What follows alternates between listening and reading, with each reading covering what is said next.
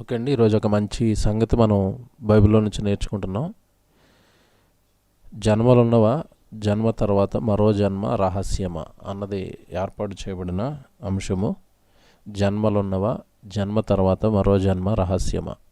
దేవుని పిల్లలారా, ఈ అంశం పెట్టడానికి గల కారణం, ఈరోజు చాలామంది ఈ జన్మ తర్వాత మరొక జన్మ ఉందని నమ్మటం, ఈ జన్మ తర్వాత మరొక జన్మ ఉందని నమ్మి ఈ జీవితాన్ని చాలామంది చక్కబెట్టుకోక వదిలిపెడుతున్న వారి జీవితాలను చూసి ఈ మూఢనమ్మకం పైన దేవుడు ఏం మాట్లాడాడు అన్నది చెప్పాలన్న ఆశతో మరి మేము ముందుకు రావటం జరిగింది. ఎక్కువ శాతం అండి సమాజంలో ఉన్న చాలామంది దీన్ని నమ్ముతున్నారు. ఈ జన్మ తర్వాత మరొక జన్మ ఉంది, ఈ జన్మ తర్వాత మరొక జన్మ ఉంది, ఈ జన్మలో ఏదైనా సాధించలేకపోతే వచ్చే జన్మలో సాధించుకోవచ్చు, లేదా ఈ జన్మలో ఏదైనా కాస్త ఒక మంచి పొజిషన్కి మంచి స్థితికి వస్తే ఇదే స్థితి వచ్చే జన్మలో కూడా ఇమ్మని దేవుడిని అడగాలి. అంటే ఇలా ఒక రకంగా జన్మకు సంబంధించిన మూఢనమ్మకంలో చాలామంది మనుషులు ఈరోజు ఉండిపోయారు. మూఢనమ్మకం అనేది ఏంటంటారంటే, ఆధారం లేకుండా దేనిని నమ్మినా దాన్ని మూఢనమ్మకం అంటారు. జన్మ తర్వాత జన్మ ఉందనడానికి ఎక్కడ ఆధారాలు లేవు. అన్ని కలబొల్లి కథలు, కలబొల్లి స్టోరీలే తప్ప ఎక్కడైనా సరైన ఆధారాలు దీనికి లేవు. దేవుని పిల్లలారా, మరి మనుషులను కలిగించిన దేవుడు పరలోకపు తండ్రి ఈ విషయంలో ఏమైనా మాట్లాడా, ఈ విషయం గురించి ఏమైనా చెప్పాడంటే, బైబిల్లో సమాధానం లేని ప్రశ్న అంటూ ఏముండదండి. మీరు ఏ ప్రశ్న అడిగినా దానికి బైబిల్ సమాధానం చెప్తుంది. దీని గురించి కూడా బైబిల్లో దేవుడు చక్కగా రాయించాడు. రాయబడిన మాటలు ఏమున్నాయో ఈరోజు ఆలోచిద్దాం. చనిపోతున్నారండి చాలామంది ఈ మూఢనమ్మకాన్ని నమ్మి. ప్రేమించుకున్న ప్రేమ జంట వాళ్ళ ప్రేమను కనుక తల్లిదండ్రులు ఒప్పుకోకపోతే చనిపోవడానికి సిద్ధపడుతున్నారు. చనిపోయి మరలా వచ్చే జన్మలో మన ఇద్దరం ప్రేమికులుగా పుడదాం, మనం ఇద్దరం మరలా ప్రేమించుకుందాం, మరలా మనం వివాహం చేసుకుందాం. మన వివాహానికి తల్లిదండ్రులు ఒప్పుకోవట్లేదు కనుక మన ఇద్దరం కలిసి చనిపోతే కలిసి పుడతామన్న ఒక మూఢనమ్మకాన్ని ప్రజల్లో చొప్పించేశారండి. ఈ ప్రజలు దీన్ని నమ్మడానికి ప్రధాన కారణం ఏంటంటే, ప్రజల్లో ఏ బలహీనత ఉంటే ఆ బలహీనత మీద సినిమా వాళ్ళు సినిమా తీస్తారు. ఈరోజు సినిమా వాళ్ళు చూడండి, కోట్ల రూపాయలు ఖర్చు పెట్టి సినిమాలన్నీ కూడా ఇలాంటి మూఢనమ్మకాల మీద తీశారు. ఈ జన్మలో చచ్చిపోయిన ప్రేమికుడు ప్రేయసి ఇద్దరు కలిసి మరో జన్మలో పుట్టారు అని, ఒక మగధీర కానివ్వండి, ఒక ఈగ కానివ్వండి, ఆ తర్వాత పాతకాలంలో ఏదో పాత సినిమా ఉంటుంది మోగ మనసులు, ఇది కానివ్వండి. ఇవన్నీ ఎలాంటివంటే, ఒక అరుంధతి, ఇవన్నీ ఎలాంటివంటే ఈ జన్మలో చచ్చిపోయారు, వచ్చే జన్మలో వీళ్ళకి తీరని కోరికలు తీర్చుకోవడానికి మరో జన్మలో మరలా ప్రేమికులుగా పుట్టారు. ఈ జన్మలో ఆవిడ పెద్ద సంస్థానానికి రాని ఆవిడే మరలా వచ్చే జన్మలో పుట్టింది. ఇవే కదండి సినిమాలు. ఈ జన్మలో ప్రేమికుడు చచ్చిపోయాడు, వచ్చే జన్మలో ఏగై పుట్టాడంట, ఆవిడ మనిషిగానే పుట్టింది. అంటే వీళ్ళకి ఎలాంటి ఆలోచనలు ఉన్నాయంటే, చచ్చిపోయిన తర్వాత మనుషులు ఈగలుగానో, దోమలుగానో, పక్షులుగానో, జంతువులుగానో ఏదో ఒక జీవరాశిగా పుడతారు. అందుకే బ్రహ్మానందం గారు కూడా పదే పదే ఒక మాట అంటారు ఆయన, నేను వచ్చే జన్మలో ఏగై పుడితే 10 ఈగలను నవ్విస్తాను, నేను వచ్చే జన్మలో మరి చీమై పుడితే 10 చీమలను నవ్విస్తాను. అంటే ఇంకా వచ్చే జన్మలో ఏదో జంతువుగానో జీవిగానో పుడతామన్నది వీళ్ళ నమ్మకం. ఇకపోతే ఈ నమ్మకాలలో ఎక్కువ శాతం దేని నమ్ముతారంటే, ఏదో తప్పు చేస్తానో పాపం చేస్తానో వచ్చే జన్మలో జీవరాశిగా పుడతామన్నది ఎక్కువ మంది నమ్మకం. ఈ లెక్కన మీరు ఒకసారి ఆలోచిస్తే, వాస్తవం ఎంత అన్నది ఆలోచిస్తే, ఈ చచ్చిపోయిన వాళ్ళంతా తప్పు చేయని వాడు అంటూ ఎవడో ఉండడు. ఖచ్చితంగా అందరూ ఏదో ఒక పాపం చేస్తారు, ఏదో ఒక నేరం చేస్తారు, ఏదో ఘోరం చేస్తారు. మంచివాడు అంటే ఎవరు ఉండరు భూమి మీద. బైబిల్ చెప్పింది అది. నీతిమంతుడు లేడు, ఒక్కడు లేడని బైబిల్ చెప్పింది.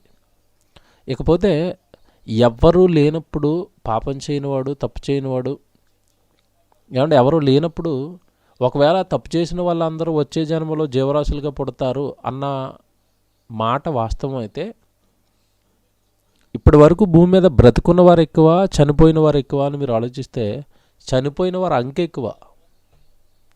భూమి మీద బ్రతికున్న వారి కంటే చనిపోయిన వారి సంఖ్య ఎక్కువ.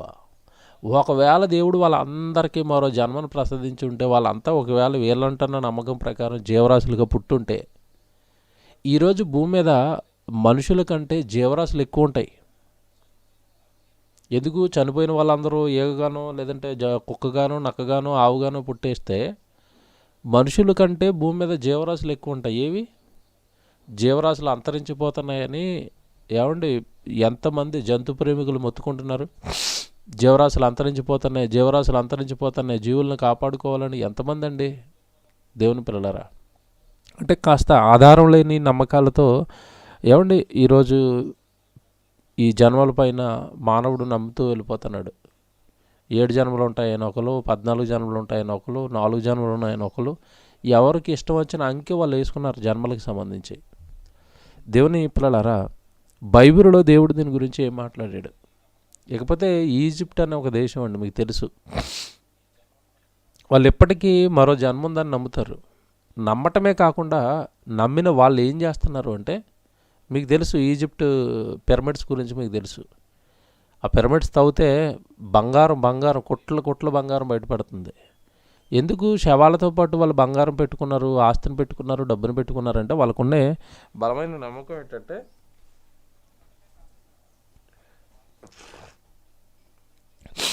ఖచ్చితంగా మనకు ఒక జన్మ ఉంది, వచ్చే జన్మ ఉంది. ఆ జన్మలో కనుక నేను పుడితే మళ్ళీ బెకారిగా పుట్టకూడదు. ఆ వచ్చే జన్మలో కూడా నా సంపాదన, ఆస్తి, బంగారం నేను అనుభవించాలి. కాబట్టి దీన్ని నాతో పాటు తీసుకెళ్ళిపోతానని సమాధి పెట్టెల్లో పెట్టించుకునే వాళ్ళు, నేను ఎలాగైనా మరోసారి బ్రతుకుతాను, బ్రతికినప్పుడు ఈ ఆస్తిని అంతా అనుభవిస్తానని చెప్పి ఏమన్నా ఒక మూఢనమ్మకంతో ఇప్పటికేనండి పిరమిడ్స్ కొన్ని వేల సంవత్సరాలుగా వాళ్ళు అలా పాతుతూనే ఉన్నారు. అవి అలా శవాలు శిథిలమైపోయినాయి, మట్టిలో గెలిసిపోయినాయి. ఏమంటే డబ్బు చెదలబట్టేసింది, బంగారం అలాగే ఉండిపోయింది. కానీ వాళ్ళకి జన్మ అంటూ ఇప్పటికీ దొరకలేదు. కొన్ని వందల సంవత్సరాలుగా నమ్ముతున్నారు వాళ్ళ నమ్మకాన్ని. ఎక్కడా నిజమైంది ఆ నమ్మకం అంటే? ఎక్కడా అవ్వలేదండి. ఎందుకు అవ్వదు అంటే, జన్మ పైన ఒక సరైన అవగాహన లేక ఏమండి వీళ్ళు చేస్తున్న కార్యక్రమాలు అండి ఇవన్నీ. మానవ జన్మ పైన ఒక సరైన అవగాహన లేదు. ఎవరు చెప్తారు అంటే, వీళ్ళు మూఢనమ్మకాలు, మట్టి మెదడులో పుట్టిన ఆలోచనలు తీసుకుంటే జీవితాలన్నీ ఇలాగే నాశనం అవుతాయండి. ఎవరు చెప్పాలి జన్మ గురించి అంటే, జన్మనిచ్చిన దేవుడే నీకు తర్వాత ఇంకో జన్మ ఉందో లేదో ఆయన అడగాలి. జన్మకు సంబంధించిన పూర్తి డేటా దేవుడి దగ్గర ఉంటుంది. ఒక్క జన్మనిస్తేనే ఈరోజు మనిషిని తట్టుకోలేక అల్లాడిపోయాడండి దేవుడు. ఎందుకు పుట్టించాను రా బాబు అనుకున్నాడు. ఒక జన్మనిస్తేనే, సుమారు 1000 సంవత్సరాల ఆయుష్కాలం ఇస్తేనే, ఆ 1000 సంవత్సరాల ఆయుష్కాలాన్ని చూసి దేవుడు బాధపడిపోయి ఆయుష్కాలాన్ని తగ్గించి 120 సంవత్సరాలు ఇచ్చేశాడు. దానిని 120 కూడా ఇప్పుడు గ్యారంటీగా ఉంటారంటే లేదు. 60, 70, 80కి వచ్చేసాం. అంటే మనకి ఏమర్థం అవుతుంది బైబిల్ ప్రకారం అంటే, దేవుడు ఒక 1000 సంవత్సరాల ఆయుష్కాలాన్ని ఇచ్చి ఒక జన్మను ఇస్తేనే వాళ్ళ పాపాలను చూసి వాళ్ళ నేరాలను చూసి తట్టుకోలేనప్పుడు మరొక జన్మను భరించేంత ఓపిక దేవుడికి ఉందా? వీడికి మరొక జన్మ ఇచ్చి వాడు పాపం చేస్తే చూస్తూ ఏమండి బాధపడేంత ఓపిక దేవుడికి ఉందా? ఈరోజు ఒక జన్మ విలువే తెలియలేదు. ఈ జన్మను ఎలా వాడాలో తెలియదు. ఈ జన్మ ఎవరిచ్చారో తెలీదు. ఈ జన్మ ఎలా వచ్చిందో, ఈ జన్మ వెనక దేవుడు ఎంత కష్టపడ్డాడో తెలీదు. ఈ జన్మ అయిపోయిన తర్వాత జీవితం ఏంటో తెలీదు. ఈ జన్మను ఎలా వాడాలో తెలీదు. ఈ జన్మకు సంబంధించే 100 ప్రశ్నలు నీ కళ్ళ ముందుంటే నువ్వు వచ్చే జన్మ గురించి ఆలోచిస్తున్నావేంటి? దీని గురించి ఏం ఆలోచించావు? 100 ప్రశ్నలు ఉన్నాయి ఈ జన్మ మీద నీకు. నువ్వెందుకు పుట్టావు? 60, 70 సంవత్సరాలు ఎందుకు బతుకుతున్నావు? చచ్చిపోయి ఎక్కడికి వెళ్ళిపోతున్నావు? అసలు నువ్వు ఈ భూమి మీదకి పుట్టక మునుపు ఎక్కడున్నావు? నిన్ను అసలు దేవుడు ఎందుకు పుట్టించాడు? పుట్టుక వెనకాల ఖచ్చితంగా దేవుడు హస్తం ఏంటి? నీ జన్మ వెనుక దేవుడి కష్టం ఏంటి? ఇవన్నీ ప్రశ్నలు జన్మకు సంబంధించి. ఈ వీటిపైన ఒక అవగాహన లేదు, వీటిపైన ఒక ఆలోచనకు రాలేదు, వీటిపైన ఒక ఏమంటే చక్కటి విశ్లేషణకు రాకుండానే సమాజం ఇచ్చిన ఈ జన్మను పక్కకు పెట్టి, ఈ జన్మలో ఏవో శరీర సంబంధమైన కోరికలు తీరలేదని చెప్పి వాటిని తీర్చుకోవడానికి వచ్చే జన్మలో పడతారట. మరి విచిత్రంగా ఏం చెప్పారంటే, కొంతమంది కోరికలు తీరకపోతే దెయ్యాలుగా వస్తారని చెప్పారు. ఇదొక పెద్ద మూఢనమ్మకమే. కోరికలు తీరడం వల్ల అందరూ దెయ్యాలుగా వస్తారంటే, కోరిక తీరి చచ్చిపోయేవాడు ఎవడు? ఇప్పుడు కరోనా వచ్చి వేల మంది లక్షల మంది చచ్చిపోయారు. వాళ్ళందరూ కోరిక తీరి చచ్చిపోయారా? వద్దు మాకు చావొద్దు, మాకు చావొద్దు, మాకు చావొద్దు, చావుతో పోరాడుతూ చచ్చిపోయారు వాళ్ళు. ఒకవేళ నువ్వు అన్న మాట వాస్తవం అయితే కోరికలు తీరని వాళ్ళు ఏమండి నిజంగా దయ్యాలుగా వస్తారంటే కరోనాతో చచ్చిపోయిన వాళ్ళందరూ దయ్యాలుగా వస్తే కొన్ని లక్షల దయ్యాలని చూస్తాం ఇప్పుడు మనం. ఏరి చచ్చిపోయినాడు ఒక్కడు కనబడుతున్నాడా? దేవుని పిల్లలారా, ఇవన్నీ మూఢనమ్మకాలు, అపోహలండి. అపోహలుగా దేవుడు చక్కగా బైబిల్లో ఏమంటే మనకి రాయించి పెట్టాడు. ఒకటే జన్మండి. దేవుడిచ్చిన ఈ జన్మను దేవుడి కొరకు మనం వాడాలి తప్ప ఏదో చేద్దాం, ఎప్పుడో చేద్దాం, ఇదంతా ఒక తప్పుడు ఆలోచనలో సాతాను పుట్టించిన భయంకరమైన మూఢనమ్మకాలు ఇవన్నీ. వాక్యానికి భిన్నంగా, దేవుడి ఆలోచనలకు భిన్నంగా, దేవుడి మాటలకు భిన్నంగా సాతాను కట్టిన కోటలండి ఇవన్నీ. మీరు క్రైస్తవులుగా ఇవన్నీ జ్ఞానం నేర్చుకుని, చక్కగా వాక్యం నేర్చుకుని, ఈ జ్ఞానంతో, ఈ వాక్యంతో సాతాను కట్టిన ఈ అబద్ధపు గోడలను, సాతాను కట్టిన ఈ అబద్ధపు జ్ఞానాన్ని వాక్యపు వెలుగుతో మీరు కూల్చి అనేక మందిని రక్షణ వైపు నడిపించాల్సిన బాధ్యత మీదే. ఎందుకంటే పరమతండ్రి ప్రతి లోకంలో ఉండే ప్రతి మూఢనమ్మకం గురించి మాట్లాడాడండి ఆయన. అందులో ఇదొకటి. జ్యోతిషం అన్నాడు, దాని గురించి దేవుడు మాట్లాడాడు. చెల్లంగి ఏమండి, ఇంకా ఏమన్నా కదా, చెల్లంగి, ఇంకా తర్వాత ఏవేవో మంత్రాలు వేసి మేము వాళ్ళని చంపుతాం, వీళ్ళని చంపుతాం, వాళ్ళ గురించి మాట్లాడాడు. ఏది విడిచిపెట్టలేదండి దేవుడు. సమాజంలో జరిగే దేనిని విడిచిపెట్టలేదు. అన్నిటి గురించి సవివరంగా దేవుడు చక్కగా రాయించి పెట్టాడండి. దేవుని పిల్లలారా, కనుక దేవుడు రాయించిన వాస్తవాలను నేర్చుకుని సమాజానికి అందించాల్సిన బాధ్యత ఆయన నమ్మిన ఆయన కుమారుడుగా, ఆయన కుమార్తెగా నీ మీద దేవుడు పెట్టాడు. ఇప్పుడు జాగ్రత్తగా బైబిల్లోకి వెళ్ళి అసలు దేవుడు ఏం చెప్తున్నాడు అన్నది మీరు ఆలోచిస్తే, అపోస్తలుల కార్యాలు, ముందుగా యోహాను సువార్త చూద్దాం. యోహాను సువార్తలో యేసుక్రీస్తుల వారికి ఒక అతను ఏమండి వెంటొచ్చాడు, పరిసయ్యుడండి. మీరు ఒకసారి బైబిల్ చూస్తే నికోదేము అనే పరిసయ్యుడు వస్తాడు, మీకు తెలుసు 3వ అధ్యాయంలో. అతడు వచ్చినప్పుడు యేసుప్రభు కొన్ని మాటలు చెప్పాడు. ఆ మాటలు విన్న తర్వాత అతను ఒక ప్రశ్న అడుగుతున్నాడు. అంటే సమాజంలో అప్పటికున్న వాళ్ళు ఆలోచిస్తున్న, లేదంటే వాళ్ళు నమ్ముతున్న నమ్మకాలకు అనుగుణంగా ఆయన ఒక ప్రశ్న అడుగుతున్నాడు 3వ అధ్యాయంలో. ఏమంటే 3వ వచనం చూడండి. 3వ అధ్యాయం 3వ వచనంలో, అందుకు యేసు అతనితో, ఒకడు కొత్తగా జన్మించితేనే కానీ అతను దేవుని రాజ్యమును చూడలేడని మీతో నిశ్చయముగా చెప్పుచున్నానని నేను.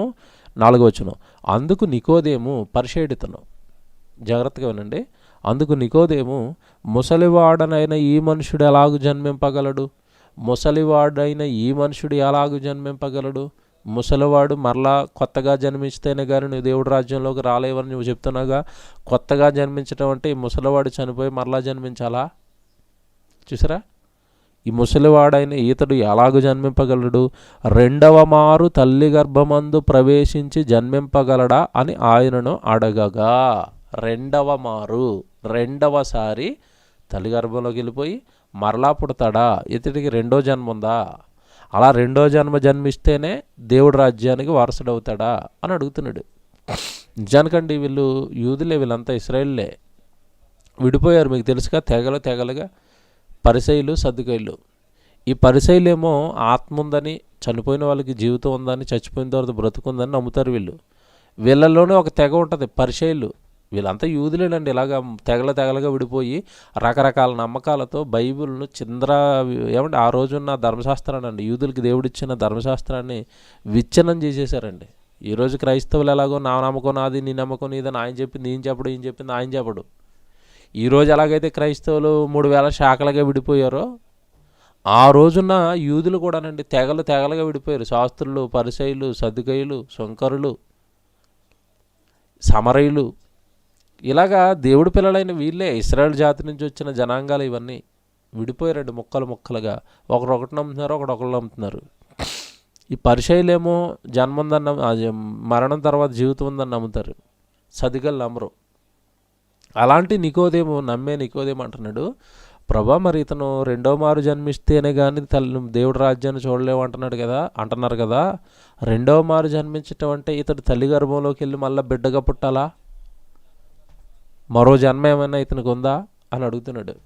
అప్పుడు యేసుప్రభు చెప్పిన సమాధానం మీకు తెలుసు, ఒకడు నీటి మూలంగాను ఆత్మ మూలంగాను జన్మించితేనే తప్ప అతడు దేవుడి రాజ్యానికి చేరలేడు అంటాడు. ఈ మాట మీ అందరికీ తెలుసు. అక్కడ ప్రభు యొక్క ఆలోచన ఏంటంటే, నాయన నువ్వు చనిపోవలసింది, బ్రతకాల్సింది. ఇది నేను చెప్తున్నదంతా ఆత్మీయంగా. నీ ఆత్మీయ జీవితం అనేది మరలా జన్మించాలి దేవుళ్ళో. అంటే పాత జన్మను పాతర వేసి బాప్తిసం అనే కార్యక్రమం ద్వారా నీటిలో అలా ముంచేశారు. అంటే పాత జీవితాన్ని సమాధి చేశారు, అలా మళ్ళీ తిరిగి లేపారు. అది మొదటి పునరుత్థానము. అంటే నీ పాపపు జీవితాన్ని పాతిపెట్టడం, నీ పాపపు జీవితాన్ని పాతిపెట్టి కొత్త జీవితాన్ని పొందుకోవటం, అది బాప్తిసం అంటే. అది బాప్తిసం ద్వారా జరుగుతుంది. నీటి ద్వారాను, నీటి మూలంగాను, ఆత్మ మూలంగాను నువ్వు జన్మించాలి అని యేసుక్రీస్తుల వారు చెప్పిన మాట అతనికి అర్థం కాలేదు. బాప్తిస్మం అనేది మొదటి పునరుత్థానం. అంటే చనిపోయాము, పాత జీవితాన్ని పాతరేసాము, కొత్త జీవితాన్ని ప్రారంభించాము. అది యేసుక్రీస్తుల వారు అక్కడ చెప్తున్నది. కాబట్టి ఈ విషయం మీకు అర్థమైతే, యేసుక్రీస్తుల వారు అక్కడ చెప్పాలనుకున్నది ఏంటంటే, శరీరం కొద్ది కాలం ఉంటుంది, ఆత్మ అనేది నిత్యం, శరీరం అనేది అనిత్యం, ఆత్మ అనేది నిత్యము ఉంటుంది. కనుక నీ ఆత్మ పరలోకానికి చేరాలి అంటే, దేవుడి రాజ్యానికి చేరాలి అంటే, భూమి మీద బాప్తిస్మం అనే కార్యక్రమం ద్వారా నీ పాపాలు కడుక్కో, యేసుక్రీస్తుల వారిని స్వరక్షకుడిగా అంగీకరించు. పాత జీవితంలో నువ్వు ఏవైతే పాపాలు, నేరాలు, ఘోరాలు చేసావో అవి బాప్తిస్మం అనే కార్యక్రమం ద్వారా సమాధి అయిపోతున్నాయి. పసిబిడ్డలుగా, పసిపిల్లలుగా బాప్తిస్మం అనే కార్యక్రమం ద్వారా ఒకప్పుడు నువ్వు ఎలాగైతే భూమి మీద నిర్దోషిగా, పరిశుద్ధుడిగా తల్లి గర్భం నుండి వచ్చావో, బాప్తిస్మం అనే కార్యక్రమం అలా నిన్ను మరలా పరిశుద్ధుడిని చేస్తుంది, నిర్దోషిని చేస్తుంది. ఇది యేసుక్రీస్తు వారు చెప్తున్నది అక్కడ. కాబట్టి దేవుడి మాటలను అర్థం చేసుకోకుండా అపార్థం చేసుకున్నాడు పరిచయుడు. రెండో జన్ముందా, ముసలివాడైన ఇతడు మళ్ళా ఎలా జన్మిస్తాడు, తల్లి గర్భంలోకి వెళ్ళిపోయి మళ్ళా వస్తాడా, ఏంటా రెండో జన్మ? ఏమంటే ఆ రెండో జన్మ ఏంటో కాదు, మనకు అర్థమైంది ఇప్పుడు బాప్తిస్మము. అప్పుడప్పుడు చూడండి, మీకు అర్థం కావడానికి చెప్తున్నాను ఈ ఉదాహరణ.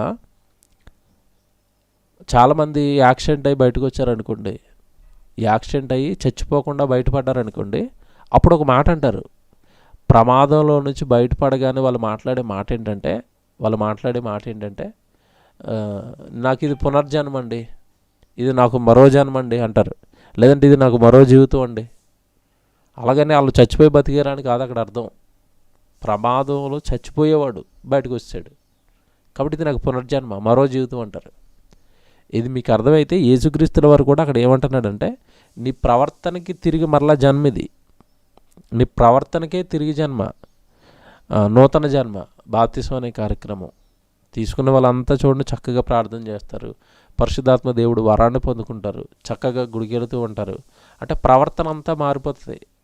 అప్పటి వరకు రోడ్ల మీద తిరిగారు, అప్పటి వరకు ఏదో పాపంలో గడిపారు, అప్పటి వరకు ఏదో దేవుడికి అయిష్టమైన కార్యాల్లో గడిపారు.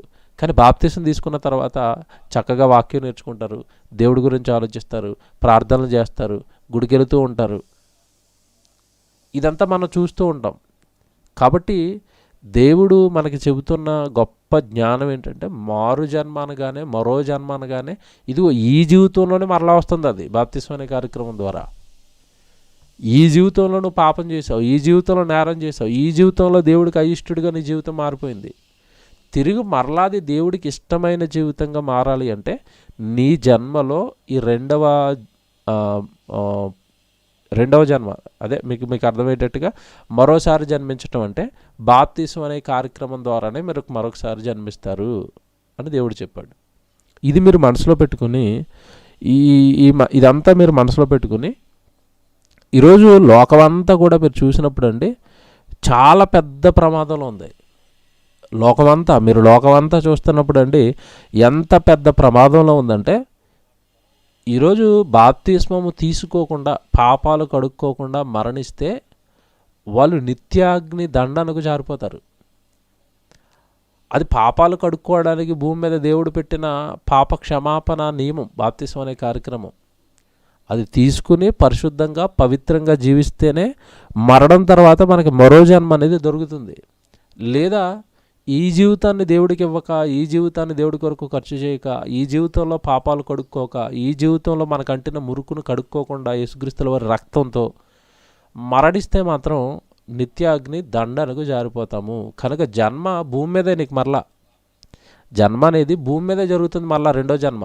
అది ఎలా అన్నప్పుడు బాప్తిసం అనే కార్యక్రమం ద్వారా రెండో జన్మ జరుగుతుందే తప్ప చచ్చిపోయిన తర్వాత మరో జన్మ అంటూ ఇంకా అవకాశం లేదు. ఎందుకంటే ఒకసారి ఆత్మ శరీరాన్ని విడిచిపెట్టిన తర్వాత శరీరం అనేది శ్మశానంలో పాతి పెడతారు, కానీ ఆత్మ అనేది వెళ్ళాల్సిన ప్రదేశానికి వెళ్ళిపోతుంది. పాతాళంలో పరదేశకు వెళుతుందా, పాతాళంలో ఉన్న యాతన పొందే స్థలానికి వెళుతుందా అన్నది భూమి మీద నువ్వు తీసుకున్న నిర్ణయాలను బట్టి, భూమి మీద నువ్వు దేవుడి కొరకు జీవించిన జీవితాన్ని బట్టి నిర్ణయించబడుతుంది. ధనవంతుడు చనిపోయాడు, లాజర్ చనిపోయాడు, వాళ్ళిద్దరూ భూమి మీద శవాలు పాతి పెట్టబడ్డాయి. ఈయన శరీరం బాగోలేదు, ఆరోగ్యం బాగోలేదు, వాడు మాత్రం లోకంలో అనుభవించాల్సినవన్నీ అనుభవించాడు, తొలతూగాడు, చనిపోయారు ఇద్దరు. రోజు చనిపోగానే జరిగింది ఏంటో మీకు తెలుసు. శవాలు భూమి మీదే ఉన్నాయి, పాతిపెట్టేశారు శ్మశానంలో. కానీ వీళ్ళ ఆత్మలు మాత్రం ఒకరిది యాతన పొందే స్థానానికి వెళ్ళిపోయింది, ఒకరిదేమో అబ్రహాము రొమ్మును ఆనుకోవడానికి విశ్రాంతిలోనికి వెళ్ళిపోయింది. ఇది మీకు అర్థమైంది?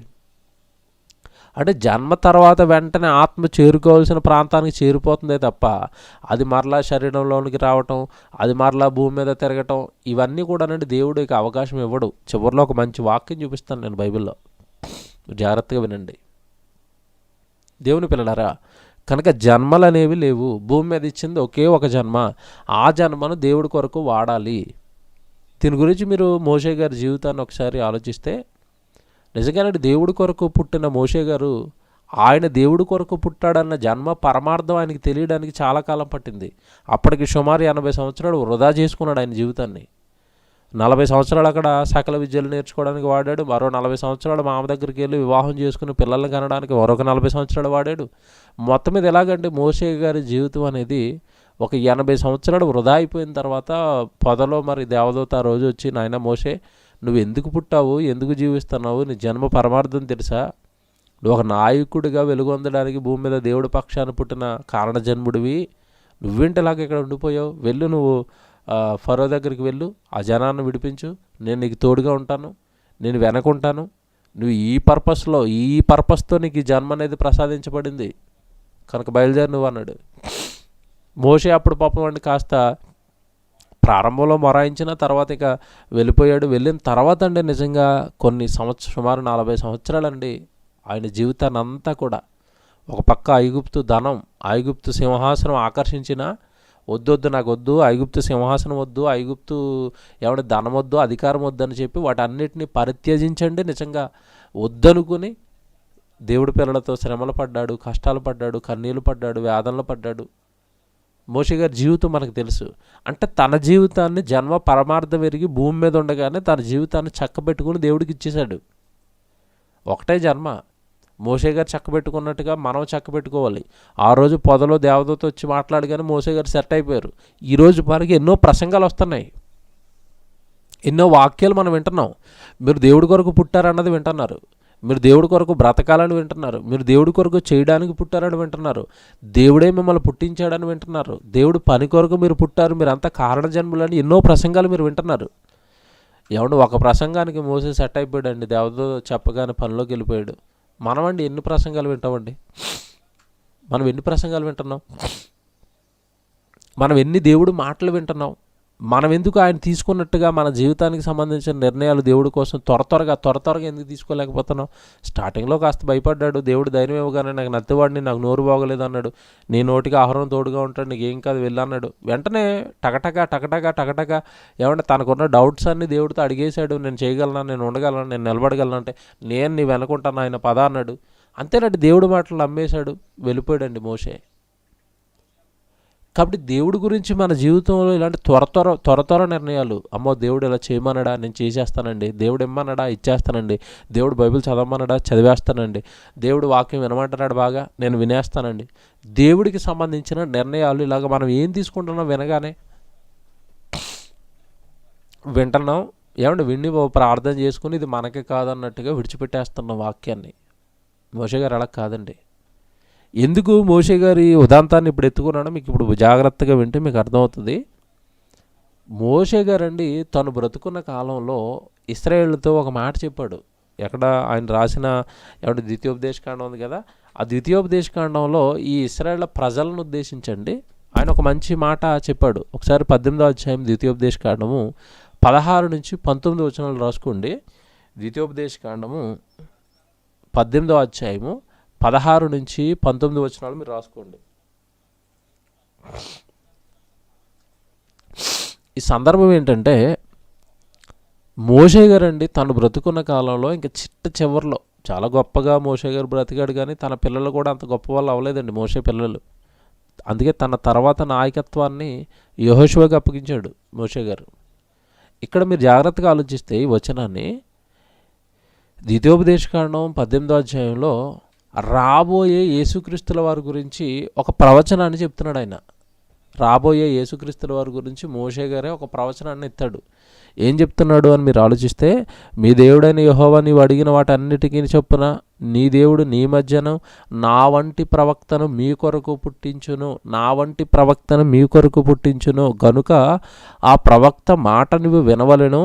ఇశ్రాయేల్లో నుండి మోషే వంటి ప్రవక్త వారి కొరకు పుట్టించేదననియు ఆ ప్రవక్త నోట నా మాట ఉంచుదుననియు నేను అతనికి ఆజ్ఞాపించినది యావత్తును అతడు మీతో చెప్పును. ఆ ప్రవక్త నా నామమున చెప్పు మాటలను వినని వారిని దాని గురించి విచారణ చేసేదను. ఈ వచనం మీకు తెలుసు కదండి. అంటే దేవుడు పుట్టబోయే యేసుక్రీస్తుల వారి గురించి చెప్పిన ప్రవచనం ఇది.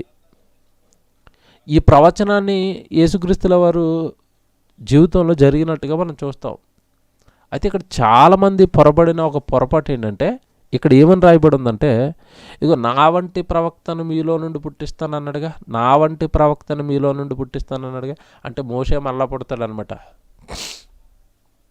ఆ యూదులు ఏమండి తెగల్లో ఉన్న నమ్మకాలు ఏంటంటే, కొంతమంది తెగల్లో ఉన్న నమ్మకాలు ఈరోజు క్రైస్తవ్యంలో కూడా ఒక వాక్యాన్ని బట్టి ఈరోజు క్రైస్తవ్యంలో కూడా నమ్మకాలు ఉన్నాయి. ఆ వాక్యాన్ని కూడా చూపిస్తాను. మీరు జాగ్రత్తగా ఆలోచిస్తే ఈ వాక్యాన్ని పట్టుకుని ఈ ప్రాఫెసీ ఈ ప్రవచనాన్ని పట్టుకుని ఇదిగోనండి మరలా పుడతారు యూదులు నమ్మిన నమ్మకం. ఇదిగో ఈ యేసుక్రీస్తుల వారి కంటే ముందు ఎప్పుడో పలికిన మోషే నా వంటి ప్రవక్త మీలో పుడతానంటే మళ్ళీ మోషే పుడతాడు. ఇలా కొన్ని వాక్యాలనండి వాళ్ళు అపార్థం చేసుకుని ఈ మూఢనమ్మకాల్లోకి వెళ్ళిపోయారు వాళ్ళు.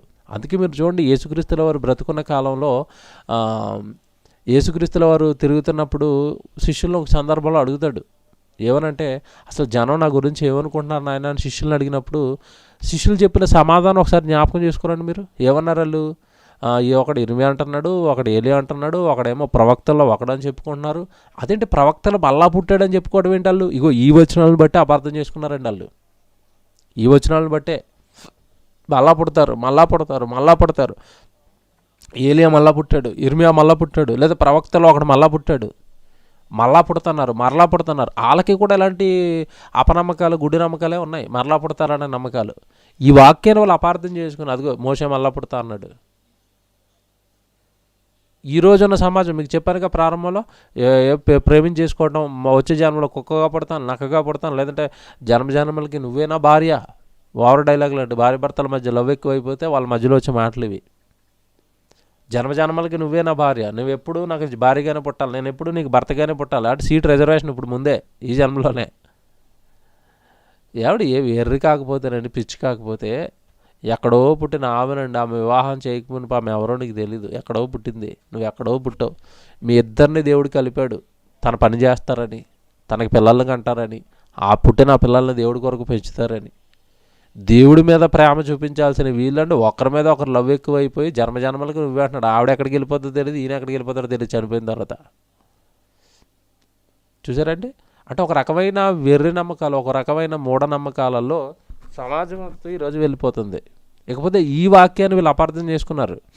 దీనికి ఫుల్ క్లారిటీ అండి. నిజంగా మీరు కొత్త నిబంధనలోకి వచ్చేసరికి పేతురు గారి ప్రసంగాల్లో కానీ, స్టెఫన్ గారి ప్రసంగాల్లో కానీ, ఒరే నాయన మీ మోషే చెప్పాడుగా మీకు నా వంటి ప్రవక్త మీలో పుడతాడని, ఆ ప్రవక్త ఎవరో కాదు మా యేసుప్రభువే అని వాళ్ళు గొంతెత్తి చెప్పారు వాక్యాలు. ఒకసారి ఆ వాక్యాలు చూడండి ఎంత బాగుంటాయో. అపోస్తల కార్యాలు 3వ అధ్యాయం చూడండి. త్వరగా మనం చూద్దాం. అపోస్తల కార్యాలు 3వ అధ్యాయము 22వ వచనం చూడండి.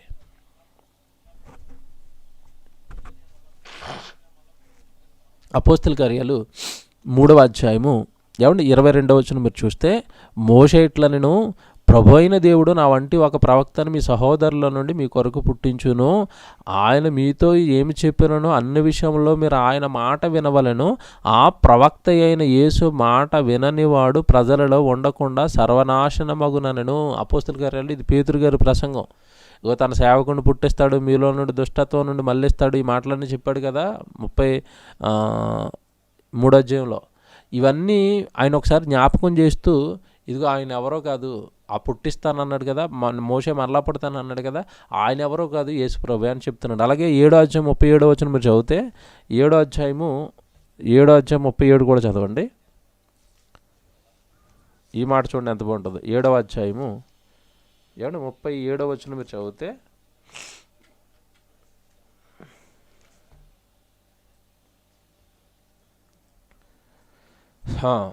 నా వంటి ఒక ప్రవక్త దేవుడు మీ సహోదరులో నుండి మీకు పుట్టించానని ఇశ్రాయేలుతో చెప్పిన మోషే ఇతడే. సీనాయి పర్వతం మీద తనతో మాట్లాడిన దేవదూతతోనూ మన పితరులతోనూ అరణ్యంలోని సంగమునందు ఉండి మనకిచ్చుటకు జీవవాక్యమును తీసుకుని వాడు ఇతడే. ఇగో చెప్పాడు కదా, మోషే చెప్పాడు కదా, అబ్రహాం చెప్పాడుగా, ప్రవక్తలు అందరూ చెప్పారుగా. అందరూ చెప్పింది మా యేసు కోసమే, అందరూ చెప్పింది మా యేసు కోసమే, అందరూ చెప్పింది మా యేసు ప్రభు కోసమే. ఆయన్నేరా మేము ప్రకటిస్తున్నాము, ప్రవక్తలు చెప్పిన యేసు ప్రభు కోసమే మేము ప్రకటిస్తున్నాము, మీరెందుకు ఆయన్ని పక్కతో చేస్తున్నారు అని ఒక స్టెఫన్ గారి ప్రసంగం. అలాగే పేతురు గారి ప్రసంగం. అంటే నా వంటి ప్రవక్తను మీలో పుట్టిస్తాననేసరికి ఆయన ఎవరంటే యేసుక్రీస్తుల వారు. ఎందుకంటే ఆయన సాత్వికుడు. మోషే గారు యేసుక్రీస్తుల వారు కూడా సాత్వికుడు. అంటే ఆయన స్వభావం వచ్చింది. నా వంటి ప్రవక్తను మీలో పుట్టిస్తానంటే నాలాంటి స్వభావంతో పుడతాడు. నేను అలాగ వాక్యం చెప్తున్నానో ఆయన అలాగ వాక్యం చెప్తాడు. ఈరోజు నా మాటలు వినకపోయినా మీరు పోతారు, ఇశ్రాయేల్ సమాజం అంతా. ఆయన మాటలు వినకపోతే ప్రపంచంలో ఉన్న ప్రతి ఒక్కడు పోతాడు. ఆయన అంత పవర్ఫుల్ రాబోయే ఆయన. నేను ఇశ్రాయేల్ తెగకు మాత్రమే దేవుడి మాటలు చెప్తున్నాను, మీకు మాత్రం దేవుడి మాటలు చెప్పడానికి నన్ను దేవుడు పుట్టించాడు. కానీ రాబోయే ఆయన ఎలాంటి వాడంటే, ప్రభు ఎలాంటి వాడంటే, ఆయన మాట వినకపోతే ఆరిన నేల మీద ఉన్న ఎవడైనా నరకానికి పోతాడు. అంత పవర్ఫుల్ ఆయన రాబోయే ఆయన అని యేసుక్రీస్తుల వారి గురించి మోషే చెప్పాడు. అంతే తప్ప మోషే మరలా పుట్టాడు లేదంటే మోషే మరలా పుడతాడు ఇదంతానండి వాక్యానికి విరుద్ధం. అయితే ఇంకొక ప్రవచనం ఉంది, దాన్ని కూడా కాస్త అపార్థం చేసుకున్నారు. దాని గురించి కూడా మనం చూస్తే మలాకీ గ్రంథం 4వ అధ్యాయము 5-6 వచనాలు చూడండి. మలాకీ గ్రంథం 4వ అధ్యాయము 5-6 వచనాలు చూస్తే ఇక్కడ ఒక మలాకీ గారు చివరి పుస్తకం బైబిల్కి ఈయన ఒక ప్రవచనాన్ని రాశారు. ఏంటది? యెహోవా నియమించిన భయంకరమైన మహాదినం రాక మునుపు నేను ప్రవక్తయగు ఏలియాను మీ వద్దకు పంపుదును. ప్రవక్త అయిన ఏలియాని మీ వద్దకు పంపిస్తాను. నేను వచ్చి దేశమును శపింపకుండానట్లు అతడు తండ్రుల హృదయమును పిల్లల తట్టుకును, పిల్లల హృదయమును తండ్రుల తట్టుకును త్రిప్పును. ఇది రాబోయే ఏలియా పుడతాడని మలాకీ గారు ప్రవచించిన ప్రవచనం.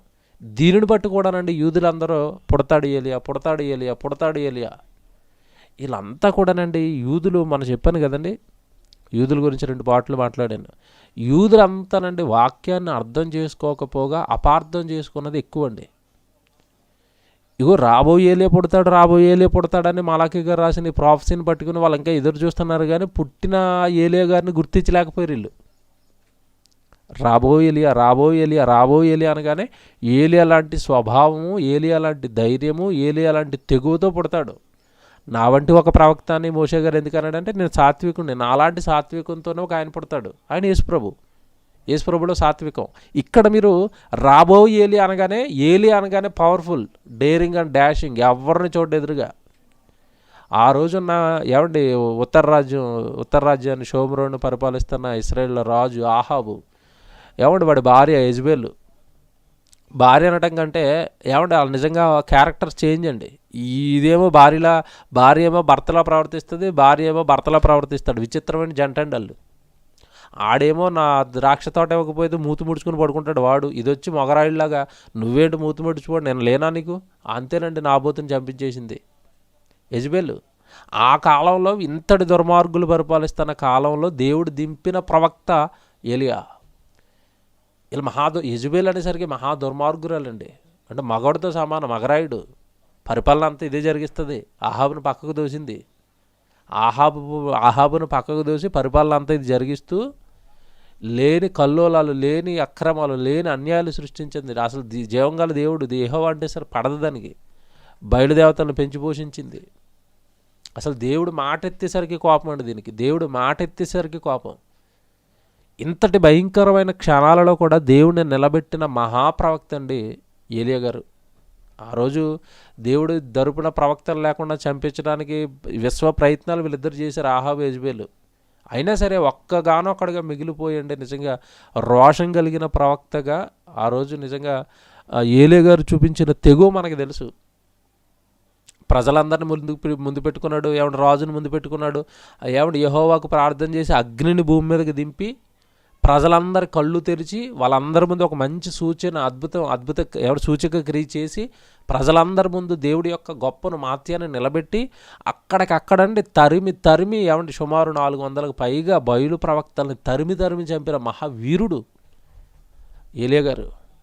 ఇప్పుడు మలాకి గారు రాబో ఏలియాను పుట్టిస్తానంటే అర్థం ఏంటంటే ఏలియా పుడతాడని కాదు, ఏలియా లాంటి స్వభావము, ఏలియా లాంటి క్యారెక్టర్ ఉన్న వ్యక్తి పుట్టబోతున్నాడు అని ఇక్కడ ప్రాఫెసీ చెప్పాడు. మరి ఈ ప్రవచనం ఎవరి జీవితంలో నెరవేరింది? ఈ ప్రవచనం అనేది ఎవరి జీవితంలో నెరవేరింది? రాబోయే ఏలియా పుడతాడని చాలామంది క్రైస్తవులు కూడా అపార్థం చేసుకుని మనుషులకు మొత్తం మీద మరో జన్మ ఉందన్నమాట అని అర్థం చేసుకున్నారు. అలా కాదండి. అది రాబోయేలే పుడతాడని దేవుడు చెప్పిన మాటల ప్రకారం పుట్టేశాడని యేసుప్రభువే చెప్పాడు. ఇంకెదురు చూడటం ఏంటి? చూసారా ఎవరి గురించి చెప్పాడు యేసుప్రభు? ఆ వాక్యాలన్నీ చూద్దాం. ముందుగా మీరు మత్తయి సువార్త 13వ అధ్యాయం చూడండి. మత్తయి సువార్త 13వ అధ్యాయము 11వ అధ్యాయం అండి, క్షమించండి. మత్తయి సువార్త 11వ అధ్యాయం 13 నుంచి మీరు చూడండి. 11వ అధ్యాయము ఏమంటే 13 నుంచి మీరు చూస్తే పైన సందర్భం అంతా మీకు తెలియాలి. యేసుప్రభు మరి అప్పటికే ఆయన కాస్త అనుమానపడ్డాడండి. జైల్లోకి వెళ్ళిపోయిన తర్వాత యోహాను గారు బాప్తిసం ఇచ్చి యోహాను గారు జైల్లో వేసేసిన తర్వాత అదేంటి మేము ఎదురు చూస్తున్న రక్షకుడు యేసుప్రభువేనా, మేము మరొకరి గురించి ఎదురు చూడాలని కాస్త అనుమానపడిపోయాడు. ఎందుకంటే కష్టాలు బాధలు రాగానే విశ్వాసం తొలగిపోయింది. అప్పుడు యేసుప్రభు క్లారిటీ ఇచ్చాడు. అయ్యో నాయన, నేనే మీరు ఎదురు చూస్తున్న మెస్సైని, రక్షకుడిని. ఇదిగో బేదలకు సువార్త ప్రకటించబడుతుంది, కుంటోళ్ళకి కాళ్ళు వస్తున్నాయి, కుంటి వాళ్ళకి చూపు వస్తుంది, గుడ్డి వాళ్ళకి కాళ్ళు వస్తున్నాయి, స్వస్థతలు అద్భుతాలు సూచక్రియలు జరుగుతున్నాయి, ఇది నా వల్లనే జరుగుతాయని దేవుడు చెప్పాడు కదా, నేను నాయన నువ్వు అనుమానపడద్దు అని చెప్పి కిందకి వెళ్ళేసరికి ఎందుకో పాపం అభ్యంతరపడ్డాడు. బాప్తిసం ఇచ్చి యోహాను భూమి మీద ఉన్న వారు అందరు స్త్రీలు కనిన వారు అందరిలో బాప్తిసం ఇచ్చి యోహాను కంటే గొప్పోడు లేడు, ఆయనను అతని పరలోకంలో అల్పుడు కంటే ఏమంటే చిన్న స్థితికి దిగజారిపోయాడు అని చక్కగా వివరణ ఆయన గురించి, ఆయన జీవితం గురించి చెప్పుకుంటూ వస్తాడు యేసుప్రభు. చెప్పుకుంటూ వచ్చి ఇప్పుడు 13వ వచనంలో చూడండి ఏమంటున్నాడు. కిందకి వెళ్ళేసరికి 13వ వచనంలో యోహాను కాలం వరకు ప్రవక్తలందరూ ప్రవచించుచు వచ్చిరి. యోహాను కాలము వరకు ప్రవక్తలందరూ ప్రవచించుచు వచ్చిరి. ప్రవక్తలు ఎప్పటి వరకు ఉన్నారంటే యోహాను కాలం వరకే. చాలామందికి తెలీదు. ఈ మధ్యకాలంలో ప్రవక్త వేసేసుకుంటున్నారంటే చాలామంది. ఈ మధ్యకాలంలో చాలామంది బోధకులకు ముందు ప్రవక్తలను తగిలించేసుకుంటున్నారు. కాదండి, ప్రవక్తలు ఎప్పటి వరకు ఉంటారు బైబిల్ ప్రకారం అంటే బాప్తిస్మం ఇచ్చి యోహాను కాలం వరకే. మీకు ఇంకా అర్థం కావాలి అంటే ధర్మశాస్త్రం అమలులో ఉన్న కాలంలో మాత్రమే ప్రవక్తలు ధర్మశాస్త్రాన్ని పటిష్టం చేయడానికి, ధర్మశాస్త్రం యొక్క సంగతులను బలపరచడానికి ప్రవక్తలు పుడతారు. వాళ్ళు కూడా ఎవరిలో నుంచి పుడతారంటే ఇశ్రాయేల్లో నుంచి మాత్రమే పుడతారు. భారతదేశంలో పుట్టి నువ్వు ప్రవక్త అంటే ఏంటి? అసలు నీకు ఏం అర్థం కాలేదు. బైబిల్ ధర్మశాస్త్రం అమల్లో ఉండాలి, ఆ ఇశ్రాయేల్లో నుంచి పుట్టాలి. ధర్మశాస్త్రం ఎప్పుడు క్లోజ్ అయిపోయింది మీకు తెలుసా మాట? యేసుక్రీస్తుల వారి శిలువ మరణంతో ధర్మశాస్త్రానికి సమాప్తి పలికాడు. ధర్మశాస్త్రమే సమాప్తం అయిపోతే ఇంక ప్రవక్తలు ఏంటి అంటే అర్థం కాలేదు. బైబిల్ బాగా చదవాలి. బైబిల్ యోహాను కాలం వరకు ఏమంటే ప్రవక్తలు ఉండిరి, ధర్మశాస్త్రం కూడా అప్పటి వరకు అమల్లో ఉంది. చూడండి తర్వాత మాట మీరు చూస్తే యోహాను కాలం వరకు ప్రవక్తలను ప్రవచించుచు వచ్చిరి, ధర్మశాస్త్రము సహా ప్రవచించుచుండెను. ధర్మశాస్త్రం కూడా ఇప్పటి వరకు ప్రవచిస్తుంది. ధర్మశాస్త్రం కూడా ఇప్పటి వరకు చెప్తుందంటే యోహాను గారి కాలం వరకే. ఆ కాలంలో పుట్టిన యేసుక్రీస్తు వారు దాన్ని క్లోజ్ చేశారు. ఇక కొత్త నిబంధన అమల్లోకి వచ్చేసింది. ఇది మీకు అర్థమైతే ఈ సంగతులు అంగీకరించుటకు మీకు మనసు ఉంటే రాబో ఏలియా ఇతడే. ఇంత ప్రసంగం చెప్పిన తర్వాత చెప్పాడండి చివరిలో. ఇంత ప్రసంగం యోహాను గారి గురించి చెప్పి ఏమంటే ఇంత ప్రసంగం యోహాను గారి గురించి చేసిన తర్వాత చివరిలో చెప్తున్నాడు. చివరిలో మీకు మనసు ఉంటే, ఎందుకంటే మీరు అంగీకరించరు. వాక్యం చెప్తే అంగీకరించే మనసులు కాదు మీవి, దేవుడు మాటలు చెప్తే అంగీకరించే మనసులు కాదు మీవి. దేవుడి మాటలను ఒప్పుకొని మనస్తత్వం మీకు లేదు. ఒకవేళ మీకు మనస్సు ఉంటే, దేవుడి మాటలన్న మనస్సు కనుక మీకు ఉంటే, మీకు మనసు ఉంటే ఒప్పుకోండి, రాబోయేలే ఇతడే అని బాప్తిస్మం ఇచ్చి యోహానును రాబోయేలియాగా యేసుక్రీస్తుల వారు చూపించేశారు. ఇప్పుడు మీరు అర్థం అవ్వాలి, రాబోయేలియా పుడతాడంటే రాబోయేలియా పుట్టలేదు. ఏలియా లాంటి స్వభావము క్యారెక్టర్తో బాప్తిస్మం ఇచ్చి యోహాను పుట్టాడు. అదే తెగువ, అదే పౌరుషం, అదే ఖచ్చితత్వం ఈయన మాటల్లో, బాప్తిస్మం ఇచ్చి యోహాను గారి మాటల్లో. చదువుతున్నప్పుడు లోకసభ చదువుతున్నప్పుడు అండి, తన దగ్గరకు వచ్చిన వాళ్ళందరిని గురించి అలాంటి ప్రసంగాలు చేశాడో మీకు తెలియదు కాదు. సర్పసంతానమా, దుష్ట సంతానమా, మారు మనసు పొందండి, మారు మనసుకు తగిన ఫలాలు ఫలించండి, దేవుడు కోపంతో రగిలిపోతున్నాడు. వచ్చిన జనం మీద అలాంటి ప్రసంగాలు చేశాడండి. తర్వాత హేరోదియా విషయంలో మాట్లాడింది కూడా మీకు తెలుసు. వాళ్ళ ముందు నిలబడి నువ్వు తప్పు చేశావు అని నిజంగా హేరోదును ప్రశ్నించటం అంటే చిన్నమాట అండి. అది రాజువు, నువ్వు వీళ్ళందరినీ పరిపాలిస్తున్నా, నువ్వే తప్పుడు పనులు చేస్తే, నువ్వే సహోదరుడి భార్యను తెచ్చుకుంటే కింద నీ పిల్లలు ఏమైపోవాలి, నువ్వే పాపం చేస్తుంటే కింద నీ పిల్లలు ఏమైపోవాలని రాజు తప్పు చేసిన ఎదిరించాడండి. మీరు ఒక్కసారి ఏలియా జ్ఞాపకం చేసుకోనండి. ఆహాబు యెజబెలు కంటే పరుగులు నిద్రలేని రాత్రులు గడిపేటట్టుగా చేశాడు ఏలియా. సేమ్ క్యారెక్టర్ అండి. ఈయన కూడా అంతే, రాజ్యాన్ని పరిపాలిస్తాను, రాజు తప్పు చేసిన ముందుకెళ్ళి మీరు తప్పు చేశారు అన్నది. అందుకే కదండి హీరో అయితే చక్కగా పగబట్టి అంటే తలనరికించేసింది. మీకు తెలుసా చరిత్ర అంతా. అంటే పౌరుషం, అదే ఖచ్చితత్వం, అదే ఖండితమైన మాటలు ఈయన జీవితంలో, బాప్తిస్మం ఇచ్చి యోహాను గారి జీవితంలో మనకు కనబడతాయి. ఒకసారి మార్కు సువార్త మీకు ఒక మంచి మాట చూపిస్తాను. మార్కు సువార్త 9వ అధ్యాయం చూడండి. మార్కు సువార్త 9వ అధ్యాయము 11, 12, 12, 13 చూడండి. మార్కు సువార్త 9వ అధ్యాయము 11 నుంచి మీరు చూస్తే, వారు ఏలియా ముందుగా రావాలని శాస్త్రులు చెప్పుచున్నారే, ఇదేమని ఆయన అడిగిరి. వీళ్ళు చూసారా, ఏలియా రావాలి, మా ఏలియా వస్తాడని ముందుగా శాస్త్రులు చెప్తున్నారు కదా, ఇదేమని వాళ్ళ యేసుప్రభుని అడిగారు. అప్పుడు చూడండి 12వ వచనం, అందుకు ఆయన ఏలియా ముందుగా వచ్చి సమస్తమును చక్కబెట్టునన్న మాట నిజమే. ఏలియా ముందుగా వస్తాడు, సమస్తాన్ని చక్కబెట్టుకుంటాడన్న మాట నిజమే. అయినను మనిషి కుమారుడు అనేక శ్రమలు పడి తృణీకరింపబడవలనని వ్రాయబడుట ఏమి, ఏలియా వచ్చిననియు. 13వ వచనం జాగ్రత్త చూడండి, ఏలియా వచ్చిననియు అతనిని గూర్చి వ్రాయబడిన ప్రకారము వాడు తమకిష్టం వచ్చినట్టు అతని ఎడల చేసిరనియు మీతో చెప్పుచున్నానని వారితో చెప్పేశాడు. ఏలియా వచ్చేశాడు, అవి వచ్చిన ఏలియా పట్ల తమకిష్టమైనట్టుగా మనుషులు ప్రవర్తించేశారు. ఇంకా వస్తాడు ఏంటి, వచ్చేసాడు ఆయన ఆల్రెడీ ఏలియా. ఎవరా ఏలియా అంటే బాప్తిస్మం ఇచ్చి యోహానే. ఆయన భయంకరంగా చంపేశారుగా, తలనారికి చంపేశారుగా, మీకు ఇష్టం వచ్చినట్టుగా ఆయన ఎడలు మీరు జరిగించారుగా.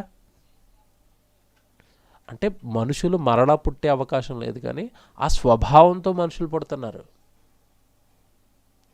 అలాంటి లక్షణాలు కలిగిన మనుషులు పుడుతున్నారు. అది దేవుడు చెప్పాడు తప్పండి ఎక్కడ కూడానండి దేవుడు మరొక జన్మ ఉంటుంది ఏమీ కూడానండి దేవుడు చెప్పలేదండి. ఇకపోతే యోహాను గారు చేసిన ప్రసంగాలు మీరు రాసుకోవాలి. ఆయన ఎలా మాట్లాడాడు అంటే లోకాసువార్త 3వ అధ్యాయము 7 నుంచి 9 వరకు రాసుకోండి. లోకాసువార్తలో ఆయన చెప్తున్న ప్రసంగం 3వ అధ్యాయం 7 నుంచి 9. అక్కడికి వచ్చిన జనాంగంతో ఆయన మాట్లాడిన వీరోచితమైన మాటలు అక్కడ ఉంటాయి. అలాగే లోకాసువార్త 3వ అధ్యాయంలో 17, 18, 19 వచనాలు మీరు రాసుకుంటే అక్కడ కూడా ఆయన ప్రసంగాలు, ప్రజలను ఉద్దేశించి ఆయన చెప్తున్న ప్రసంగాలు, అలాగే హేరోదును గద్దించిన సందర్భం, ఇవన్నీ మీకు అక్కడ ఉంటాయి. అంటే ఒక పక్క ఏలియా గారు స్వభావం, ఏలియా గారి క్యారెక్టర్ ఈయనలో ఉందని మీకు తెలియాలంటే ఈ వచనాలు చదివితే అవునండి ఆయన ఎలా మాట్లాడుతున్నాడు, ఈయన అలాగే మాట్లాడాడు యోహాను గారు, బాప్తిస్మం ఇచ్చి యోహాను గారు. కనుక పుడతారు అన్న మాటల ప్రకారం స్వభావంతో పుడుతున్నారే తప్ప అదే జన్మతో మరొకరు పుట్టిన దాఖలాలు మనకి అంటే వాళ్ళే మరలా పుట్టినట్టుగా బైబిల్లో ఎక్కడ కూడా మనకి ఆధారాలు అనేవి కనబడవు. కనుక దేవుడు చెప్పలేదు. మనుషులు మరోసారి పుట్టే అవకాశం అయితే అసలు లేనుగాక లేదు. ఒకటే జన్మ. ఈ జన్మలో దేవుడి కొరకు బ్రతుకుతారా, ఈ జన్మను దేవుడికి ఇస్తారా, ఈ జన్మను దేవుడి కొరకు పండిస్తారా?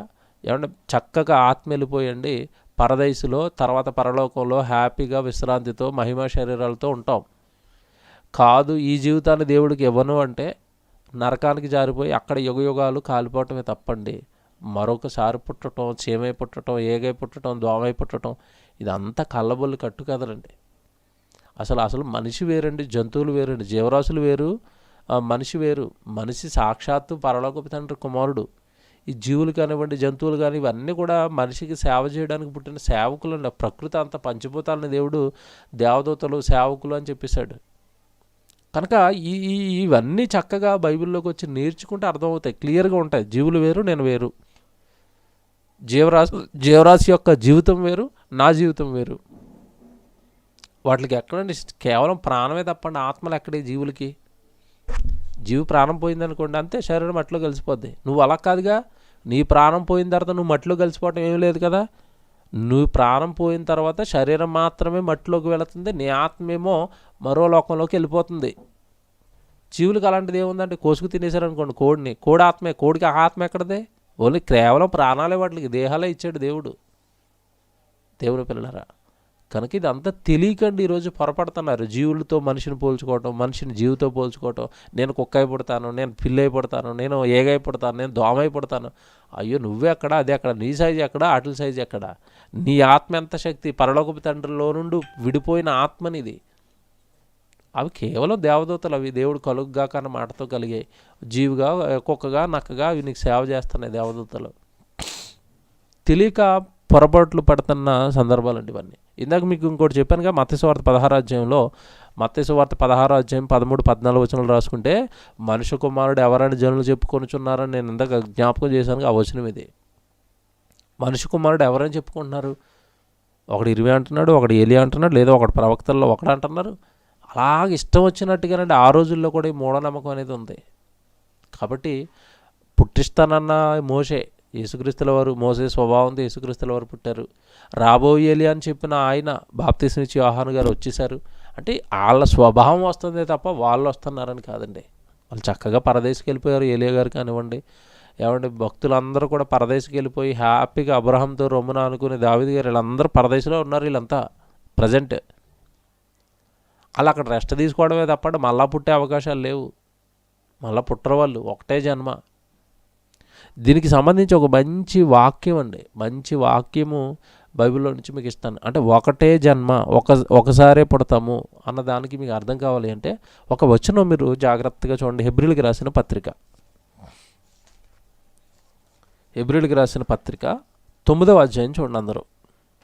ఏమండి, హెబ్రీ పత్రిక 9వ అధ్యాయము 27 చూద్దాం, 26 నుంచి చూద్దామండి. 26 నుంచి జాగ్రత్తగా చూడండి. ఇది హెబ్రీయులకు రాసిన పత్రిక 9వ అధ్యాయము 26వ వచనం. అట్లైన ఎడల జగత్తు పునాది వేయబడినది మొదలుకొని ఆయన అనేక పర్యాయములు శ్రమపడవలసి వచ్చును. అయితే ఆయన యుగముల సమాప్తి యందు తన్ను తానే బలిగా అర్పించుకొనుట వలన పాప నివారణ చేయుటకై ఒక్కసారే ప్రత్యక్షపరచబడిను. యేసుక్రీస్తుల వారు ఒక్కసారే ప్రత్యక్షపరచబడ్డాడు శరీరంతో. శరీరంతో ఎందుకు ఒక్కసారే శరీరంతో పుట్టాడంటే ఆ శరీరాన్ని దేవుడికి ఇవ్వాల్సిన అవసరం ఉంది. ఆ శరీరంలో ఉండే రక్తంతో మానవ జాతి యొక్క పాపాలను కడగాల్సిన అవసరం ఉంది. కనుక ఆయన ఒక్కసారే ప్రత్యక్షపరచబడ్డాడు పాప క్షమాపణ నిమిత్తము, పాపాలు కడగడానికి అని చెప్పేసిన తర్వాత మాట చూడండి. ఒక్కసారే ప్రత్యక్షపరచబడిను. 27వ వచనం. మనుషులు ఒక్కసారే మృతి పొంది వలనని నియమము నియమింపబడిను. మనుషులు ఒక్కసారే మృతి పొందవలనని నియమింపబడిను. మనుషులు ఒక్కసారే మృతి పొందాలి. మనుషులు ఒక్కసారే మృతి పొందాలి. అదేంటది? 2 సార్లు పుడితే 2 చావులు వస్తాయిగా? లేదండి, ఒకటే జన్మ, ఒకటే చావు. ఆ చావు తర్వాత నీకు జరగబోయేది తీర్పు. ఇప్పుడు చెప్తాడు చూడండి, తర్వాత మాట మీరు చదివితే, మనుషులు ఒక్కసారే మృతి పొందవలనని నియమింపబడిను, ఆ తర్వాత తీర్పు జరుగును. ఇంక జన్మ కాదు, కుక్క కాదు, నక్క కాదు, తీర్పు. చచ్చిపోయిన తర్వాత తీర్పు, చచ్చిపోయిన తర్వాత తీర్పు. ఈ జన్మ, ఒక జన్మ ఇచ్చాడుగా దేవుడు. ఈ జన్మ నువ్వు దేవుడి కొరకు వాడితే, చక్కగా దేవుడి కొరకు బ్రతికితే, దేవుడి మాటలు వింటే, పాపం చేయకుండా పరిశుద్ధంగా ప్రభు కొరకే నువ్వు బ్రతికితే, నీ జీవితాన్ని ప్రభు కొరకు పనంగా పెడితే చక్కగా నువ్వు హ్యాపీగా పరదేశంలోకి వెళ్ళి విశ్రాంతిలోకి వెళ్ళిపోతావు. యేసుక్రీస్తుల 2వ రాకడలో మరలా వచ్చేసి అక్షయ శరీరాన్ని ధరించుకుని భూమి మీద ఉండిపోయింది కదా ఈ శరీరం. ఈ మట్టి శరీరం, దాన్ని మళ్ళా తిరిగి లేపుతాడు. అక్షయ శరీరంగా ఆత్మను అక్షయ శరీరాన్ని కలిపి అంటే చక్కగా పరలోకానికి వెళ్ళిపోతారు. ఇది నెక్స్ట్ మరణం తర్వాత తీర్పు జరుగుతుంది. మరణం తర్వాత తీర్పు జరుగుతుంది. చచ్చిపోయిన వెంటనే ఆల్రెడీ తీర్పు నీ మీద అమలైపోద్ది. ఏంటది? నువ్వు చక్కగా బ్రతికేవా పరదేశంలో ఉంటావు, లేదా పాతాళానికి వెళ్ళిపోయి కాలిపోతావు. కాబట్టి మనుషులకు ఒక్కసారే చావు, వెంటనే తీర్పు వస్తుంది తప్ప ఇంకో జన్మ రావట్లేదు. అంటే వండర్ఫుల్ బైబిల్ అండి. బైబిల్కి హ్యాట్స్ ఆఫ్. చెప్పానుగా ప్రారంభంలో, బైబిల్ చెప్పని సమాధానం అంటూ భూమి మీద ఏది ఉండదు.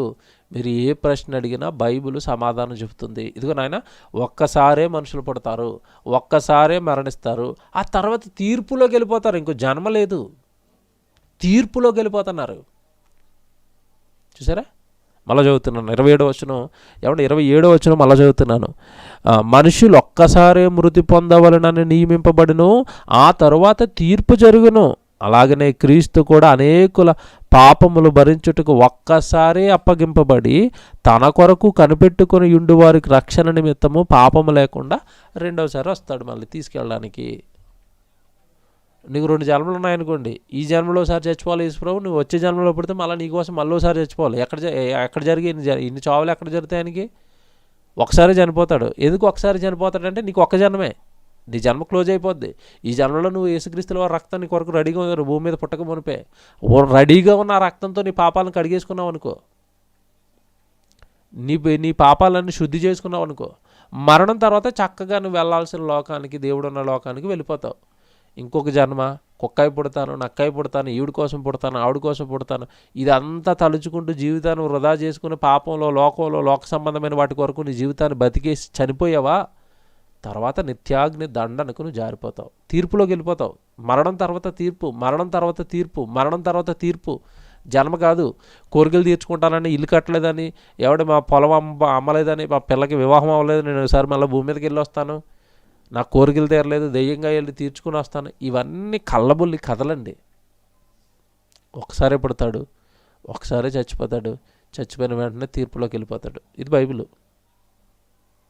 దేవుని పిల్లలారా, కాబట్టి జన్మలు ఉన్నవా అంటే ఏమంటే జన్మలు భూమి మీద అయితే జన్మలు లేవు, కానీ క్షమించండి, చచ్చిపోయిన తర్వాత జన్మలు లేవు, భూమి మీద మాత్రం ఉంది. నీ పునరుత్థానమే పునర్జన్మ. మళ్ళీ చెప్తున్నాను, నువ్వు బాప్తిసం ద్వారా నువ్వు తీసుకున్నావు కదా పునరుత్థానం, అదే నీకు పునర్జన్మ. భూమి మీదే మరో జన్మ దొరుకుతుంది తప్ప, భూమి మీదే మరో జన్మ దొరుకుతుంది. పాపం చేశారు, నేరాలు చేశారు, ఘోరాలు చేశారు, వాటి నుంచి అంటే చక్కగా దేవుడు తన రక్తంతో కడిగేసి బాప్తిసం అనే కార్యక్రమం ద్వారా మిమ్మల్ని మరలా బ్రతికించుకుంటున్నాడు. దేవుడు బ్రతికించుకుంటున్నాడు. మరలా భూమి మీదే మరో జన్మిస్తున్నాడు. ఈ శరీరంతోనే రెండో జన్మ పునరుత్థానం అది నీకు దొరుకుతుంది, అదే నీకు పునర్జన్మ తప్ప చచ్చిపోయిన తర్వాత తీర్పులోనికి వెళ్ళిపోతావు. చచ్చిపోయిన తర్వాత నిత్యాగ్ని దండనకు నువ్వు జారిపోతావు. కనుక జన్మలు ఉన్నవా అంటే ఒకటే జన్మ, జన్మ తర్వాత మరో జన్మ అనేది పచ్చి అబద్ధం, మనుషులు పుట్టించిన మూఢనమ్మకం, ఆధారాలు లేని, ఎక్కడ దేనికి ఆధారం లేని ఒక పచ్చి అబద్ధము, మూఢనమ్మకమే జన్మ తర్వాత మరొక జన్మ. ఈ జన్మను మాత్రం మీరు దేవుడికి పండించుకోండి. ఇచ్చిన ఈ ఒక్క జన్మను చక్కగా దేవుడి కొరకు వాడండి. ఒక్క జన్మ ఇస్తేనే, ఈ జన్మనే వాడకపోతే జన్మలు 7 జన్మలు 14 జన్మలు భరించేంత ఓపిక దేవుడికి ఉందా? ఆదికాండం 6వ అధ్యాయంలోనే ఎందుకు పుట్టించాను రా బాబు వెళ్ళని బాధ అక్కడి నుంచి ప్రారంభమై పేతురు గారు రాస్తున్న పత్రిక వచ్చేసరికి అంటున్నాడు, ఆయన మిమ్మల్ని గురించి చింతించుచున్నాడు అన్న మాట మనం చదువుకుంటాం. చింతలోకి వెళ్ళిపోయాడు, బాధలోకి వెళ్ళిపోయాడు పుట్టించినందుకు. ఒక జన్మిస్తేనే ఆయన చింతలోకి వెళ్ళిపోతే నీకు 7 జన్మలు ఇస్తే ఏమైపోవాలి చెప్పండి? ఆయన 7 జన్మలు ఇస్తే ఏమైపోవాలా? ఒక జన్మిస్తేనే టెర్రరిస్ట్ అయిపోయి 100 మందిని చంపేసాడు. ఇంకో జన్మిచ్చాడు అనుకోండి, ఇంకో 100 మంది లేపేస్తాడు. దేవుడు పిల్లల్ని టెర్రరిస్ట్ అయిపోయి చంపేస్తున్నాడు, ఉగ్రవాది అయిపోయి చంపేస్తున్నాడు, నక్సలైట్ అయిపోయి చంపేస్తున్నాడు, మర్డరర్ అయిపోయి చంపేస్తున్నాడు, రౌడీ అయిపోయి చంపేస్తున్నాడు. వీడికి మరో జన్మ ఇవ్వాలా? మళ్ళా చంపరాని ఆయన కత్తెట్టుకుని మళ్ళీ వెళ్ళని వదలాలా? తప్పండి. ఇవన్నీ దేవుడి జ్ఞానానికి, దేవుడి ఆలోచనలకి భిన్నం. ఒకటే జన్మ. ఈ ఒక్క జన్మ గురించి కోట్ల సంవత్సరాల నుంచి ఎదురు సృష్టి కట్టక ముందరే మనల్ని పెట్టుకున్నాడు. మనల్ని కొన్ని కోట్ల సంవత్సరాలు ఈ సృష్టిని కట్టి ఏమంటే చక్కగా మనల్ని ఆదాంలో పెట్టి మన రాకు కొరకు ఎదురు చూసి పట్టుమని ఈ 60-70 సంవత్సరాలు చిన్న జీవితం కోసం అంటే ఆయన కోట్ల సంవత్సరాల నుంచి ఎదురు చూస్తున్నాడు. ఈ చిన్న జీవితానికి ఆయనకి ఇవ్వక, ఈ చిన్న జీవితంలో ఆయన మాటలు నేర్చుకోక, ఆయన కొరకు బ్రతకక, ఆయన గురించి చెయ్యక, ఆయన సేవలో ఉండక, ఆయన బాధ పెడుతుంటే తీసుకెళ్ళి ఇంక భరించలేని ఆయన వీటిని పట్టుకెళ్ళి వేసేయండి పాతాళాన్ని వేసేస్తున్నాడు తప్పండి ఇంకో జన్మ ఇవ్వట్లేదండి దేవుడి పిల్లలారా. కనుక లోకంలో ఉండే మూఢనమ్మకాల ముసుగులో క్రైస్తవుడు ఉండకూడదు.